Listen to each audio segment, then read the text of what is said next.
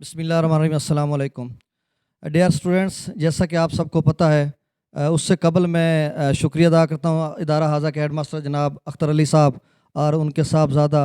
عبدالقیوم صاحب بھی موجود ہیں، اور جناب عبدالغفور صاحب بھی موجود ہیں۔ آپ سب کی اجازت سے سر میں تو جیسا کہ آپ سب کو پتہ ہے کہ یہ ربیع الاول کا مہینہ چل رہا ہے، اور میرے پیارے آقا کریم علیہ الصلوۃ والسلام کی تشریف آوری کا مہینہ ہے، اور اس میں مختلف جو تاریخیں ہیں، جو ان سے ان کی جو تاریخ پیدائش ہے، ولادت با سعادت کا دن، اس میں اختلاف ہے، لیکن آپ صلی اللہ علیہ وسلم ربیع الاول کے مہینہ میں بھی اس دنیا میں تشریف لائے تھے۔ اب بیٹا باتیں سخت اور مشکل، چونکہ آپ 5ویں کلاس کے بچے بیٹھے ہوئے ہو، تو اتنی مشکل باتیں میں نہیں کر سکتا، اور آسان آپ نے تقاریر بھی سنی ہے، نعتِ رسول مقبول بھی سنا ہے، تلاوت بھی۔ اب میں آپ کو تھوڑا سا ویژن دیتا ہوں آقا علیہ الصلوۃ والسلام نے ابتدائی دنوں میں جس طرح سے انہوں نے حالات کا مقابلہ کیا، اور ہمیں وہ دستور حیات دیا، وہ دستور زیست دیا، وہ اللہ کی وحدانیت کا جو درس دیا، جو ہم تک پہنچا ہے، کس قدر ابتدائی مشکلات ان کو پیش تھیں۔ تو پھر آج ہم دنیا میں ایک 1/3 اکثریت ہے ہماری پوری دنیا میں مسلم، الحمدللہ۔ تو یہ کس طرح سے اسلام پھیلا، اس کا بس ایک جھلک میں آپ کو بتاتا ہوں۔ پیارے بچوں، آقا علیہ الصلوۃ والسلام 40 سال کے بعد آپ کو نبوت سے سرفراز فرمایا گیا تھا، آپ نے اعلان نبوت کیا تھا، آپ پیدائشی بھی نبی ہیں کہ وَإِذَا أَخَذَ اللَّهُ مِيثَاقَ النَّبِيِّينَ لَمَا آتَيْتُكُم مِّن كِتَابٍ وَحِكْمَةٍ ثُمَّ جَاءَكُمْ رَسُولٌ، یہ آیت کریمہ ہے۔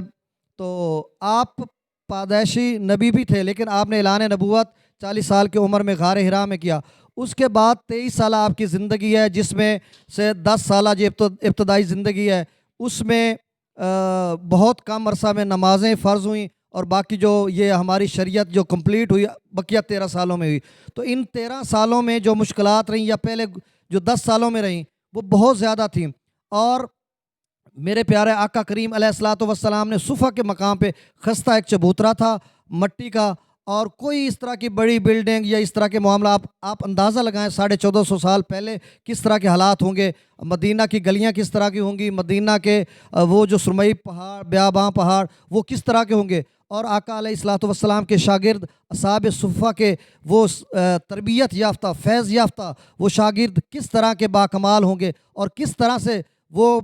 چونکہ میں یہ بات بتانے اس لیے جا رہا ہوں کہ آپ بچے جو اسکول میں آتے ہیں، یونیفارمز کا مسئلہ ہوتا ہے، آپ کو بہت زیادہ پرابلمز ہوتے ہیں، آپ دل ہار بیٹھتے ہو اور کہتے ہو جی ہمیں تو آج پیسے چیزی کے نہیں ملے، یہ وہ۔ آپ ذرا ایمیجن تو کریں، جس نبی کا ہم کلمہ پڑھتے ہیں الحمدللہ ثم الحمدللہ، اور آقا علیہ الصلوۃ والسلام کو آخری نبی، ختم الانبیاء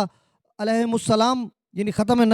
الانبیاء بنا کر نبی بھیجا گیا آقا علیہ الصلوۃ والسلام، انہوں نے ابتدائی زندگی میں کس قدر مشکلات کا سامنا کیا تھا۔ وہ صفا کے مقام پر بے سر و سمانی کے عالم میں اس وقت کے بھی جو روم اور ایرانی سلطنتیں تھیں، اس کے حساب سے بھی ان کو وہ چیزیں میسر نہیں تھیں، لیکن انہوں نے عزم و استقلال، غیرت و حمیت،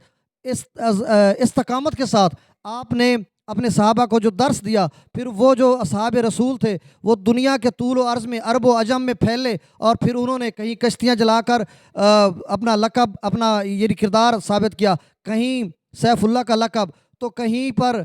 کرب و بلا میں سیدنا امام حسین نے ایک بہت ہی اہم کردار ادا کیا۔ تو یہ سارے چیزیں، یہ گود رسول کے جو، یا دربار رسالت کے جو فیض یافتہ تھے اصحاب، انہوں نے کتنے کام کیے۔ تو اب بات کو میں مختصر یہ کرتا ہوں کہ آقا علیہ الصلوۃ والسلام کی جو وقت کا تقاضا ہے، اس محفل سیرت النبی کا جو درس یہ ملتا ہے کہ ہم آقا علیہ الصلوۃ والسلام کی زندگی پر مانوان عمل کریں، نماز پڑھیں، جھوٹ سے بچیں، اور